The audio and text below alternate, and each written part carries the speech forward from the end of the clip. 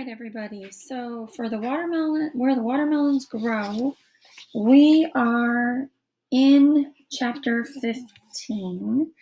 I backed up just a little bit so that both classes are at the same place.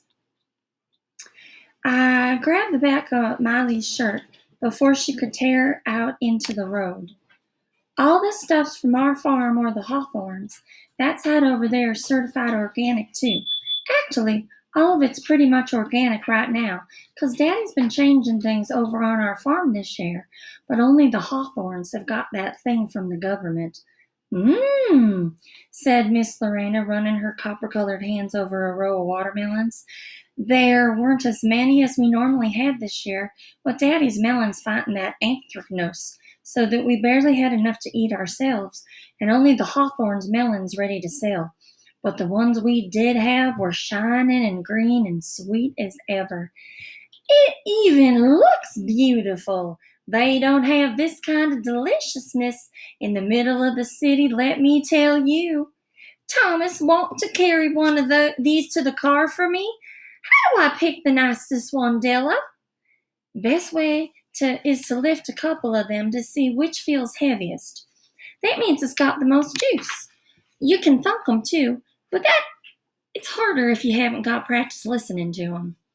Thomas picked up 3 different watermelons in a row, looking so nervous I wanted to laugh, but he finally settled on one and carried it back to his mama's car.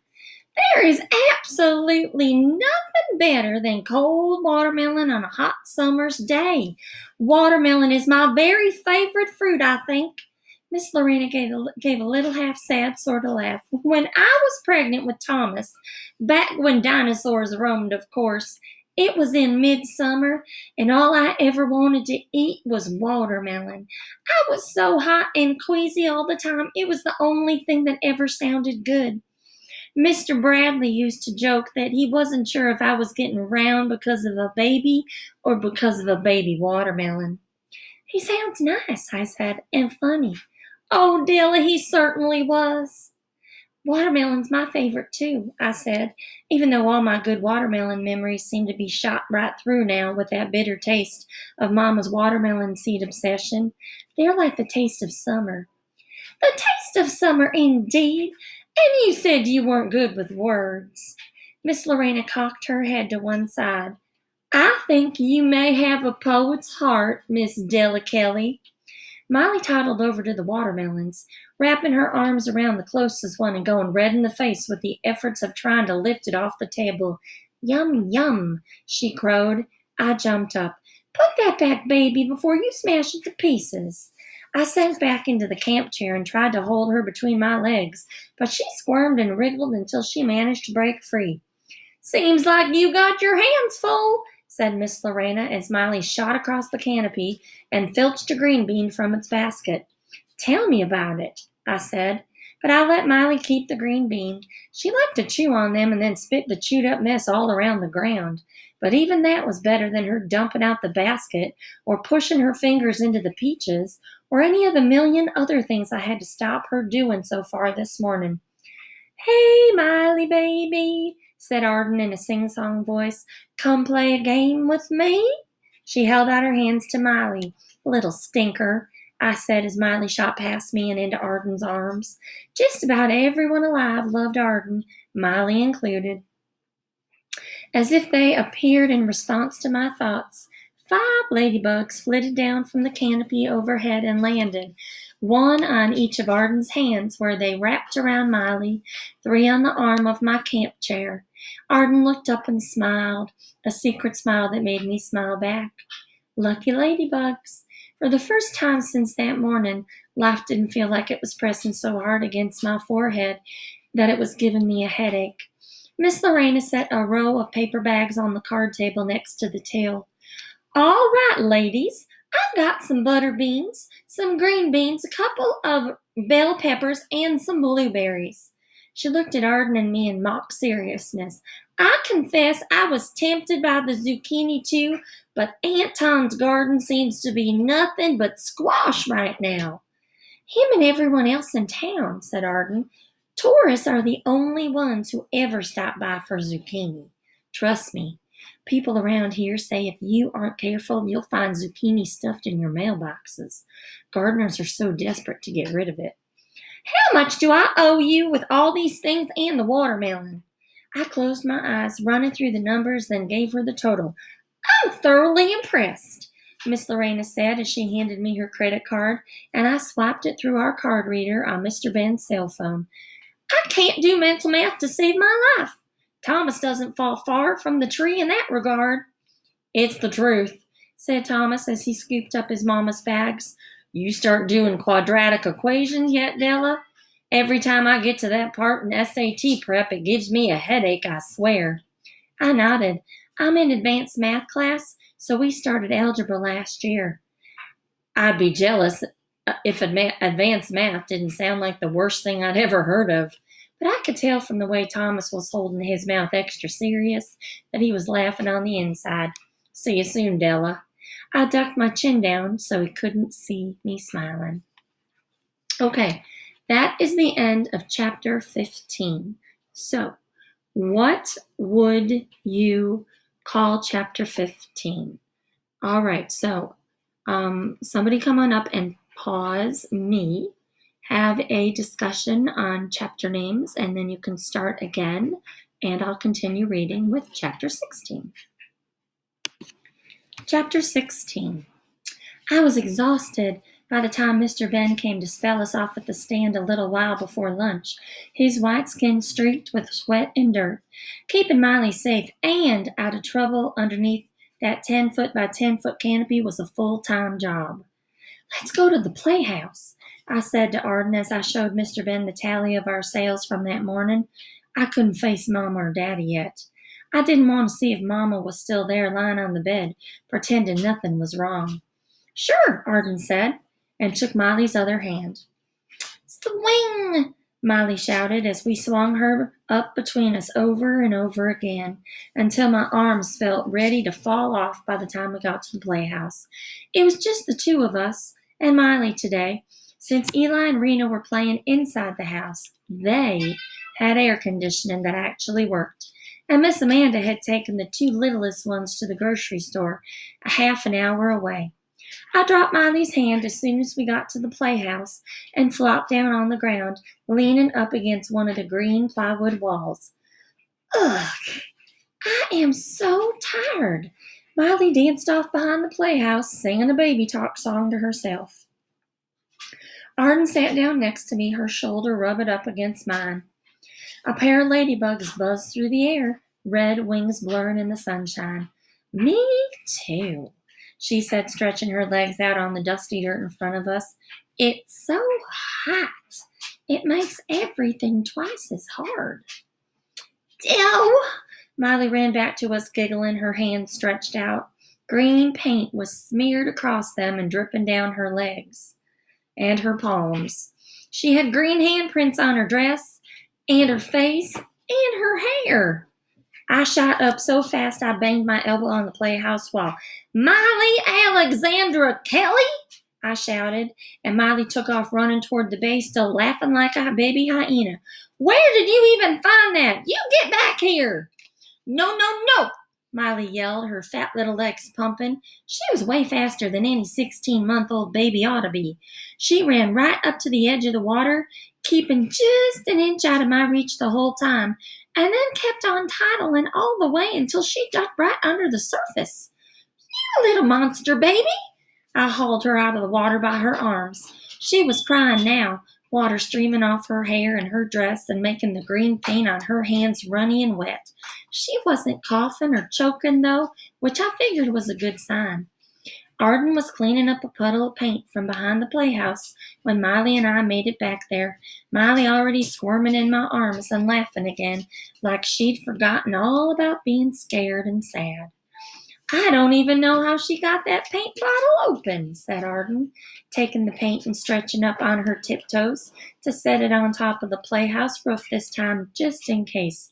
I swear, Della, I'd rather have every one of my sisters and brother all rolled up together than Miley, even Eli, she added.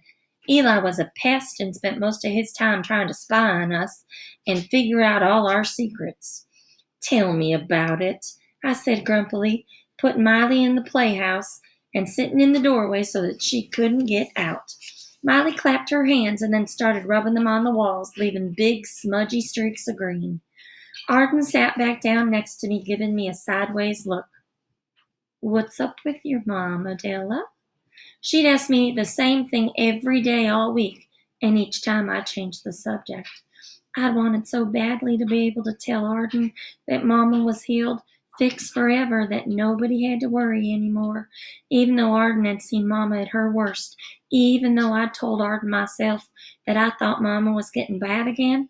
There was something about speaking the truth aloud, like if I opened my mouth and said how things really were, I'd be giving up all the hope about getting better.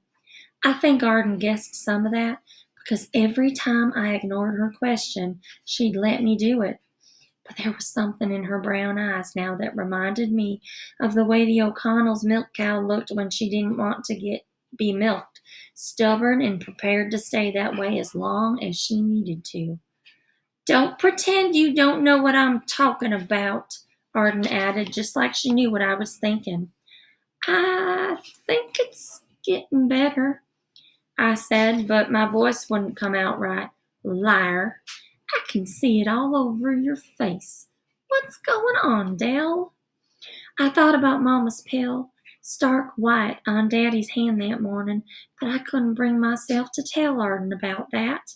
If I did, there'd be no going back at all. No chance I could convince Arden to keep on holding my secret. Okay, I whispered. It's not getting better, but you still can't tell anyone, Arden. She still might. I'd never seen Arden look so upset. Don't you see? You and your daddy have to wake up sometime and realize you can't do this all on your own. Look, I bet if we talked to my parents about it, they'd. No! My heart was beating so fast it felt like there wasn't enough oxygen in the world. I closed my eyes and thought of numbers. Counting by nines was always especially soothing with all that symmetry. 9, 18, 27, 36, 45. It isn't just Mama, it's Daddy too. I've never seen him like this, not in my whole life. Like he's going to break down right in front of my eyes the way his tractor did. It's scary, Arden. What if he decides he can't take Mama anymore and he just leaves? What if you tell somebody and they take Mama away and Daddy decides he's done too? 54, 63, 72. I don't think he would do that. Just promise me you won't tell anyone. Just give me a few more days.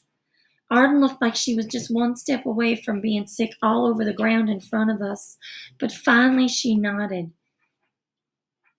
Just a few more days, she said, but only a few more days. That night, as I was drifting off to sleep, I heard Mama and Daddy talking in the bedroom next to me. None of the words they were saying came through the wall, clear enough to understand, but I could still hear murmuring, the way their voices went up and down for questions or statements, the way Daddy's sounded more like a hum and Mama's more like a whisper. They weren't yelling this time, just talking, sounding serious and loving, just like they had 1,000 other nights when I was falling asleep. I wondered if they were talking about what had happened at breakfast. Daddy didn't sound angry. I wondered if he was working on forgiving Mama for all those pills she'd only been pretending to take for who knows how long. I sighed and rolled over. It felt like I had been split down the middle, like the blue and yellow sun Arden and I had drawn at the farm stand last week. One half of me was relieved that at least Mama and Daddy were talking. At least Daddy sounded calm. Maybe I'd been wrong about that secret fear I'd confessed to Arden this morning at the playhouse, but the other half of me still simmered with anger, hot and thick as the drought that lay over all of us. I thought of the white powder smeared across Mama's pocket. Daddy may have been working on forgiving Mama for all those pills she skipped, but I didn't know if I ever could, and I wasn't sure I could forgive him either for forgiving her. That is the end of chapter 16. All right, let's go ahead and come up with our chapter titles for chapter 16. Chapter 17. The next morning, I brought Miley outside with us while Daddy and I were working in the garden. I was trying to pick blackberries, about as well as you can pick blackberries when Miley is involved.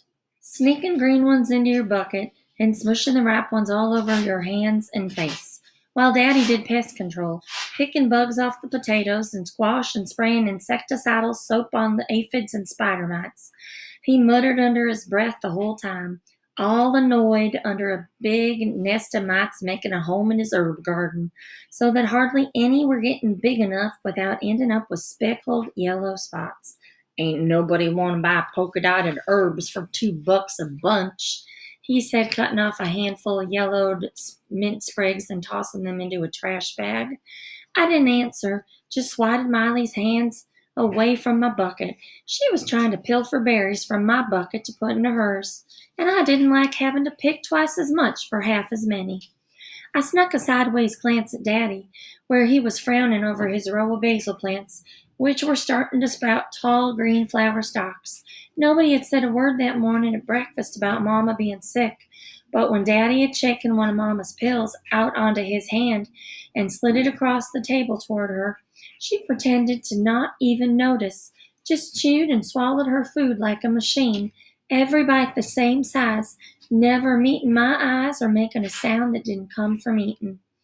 After breakfast, she'd picked up her book and gone back into her bedroom and lain down on the bed just like yesterday, the ceiling fan fluffing her hair like little wings around her head.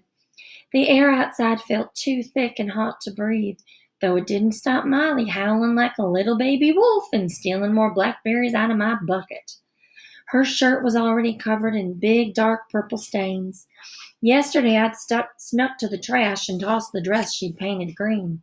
Mama and Daddy hadn't noticed, but I thought they might start suspecting something if Miley's clothes kept disappearing at this rate. Daddy rubbed at his forehead and stood up, stretching and yawning at the same time. He was at least 10 years younger than Mr. Ben, but lately he'd looked nearly as old as Grandpa Kelly, his face sagging into exhaustion and his eyes painted with bruises underneath. I couldn't decide if I felt more sorry for Daddy or more angry with him. Shouldn't he have done more? Held on to being mad a little longer, made Mama see sense and reached for that pill bottle again? He looked over and caught me scowling. My hands rested on my blackberry bucket. A little smile slipped into his eyes, tugging up one side of his mouth just the tiniest bit, smoothing all those lines and bruises. "What's eating you, Della?" he asked, wiping sweat off his face. I was pretty sure that by the end of this heat wave, all of Daddy's shirts would be just as ruined as Miley's. I looked away and picked a few more berries. The ripest ones came off their stems like a knife through butter, slick and easy. Miley grabbed one beside me and popped it into her mouth, sucking all the juice out of it and then spitting the pulp out onto my knee. "Ugh," I said, rubbing the chewed up berry off. It left a big purple track on my skin, slippery and wet. A bee buzzed past me, burying itself into a blackberry bush. Daddy was still looking at me, his arms folded and his eyebrows pulled up into question marks. I sighed, but I found my mouth opening anyway, the words wanting to be said, lining up like numbers in an equation. "You should have made Mama take that pill this morning."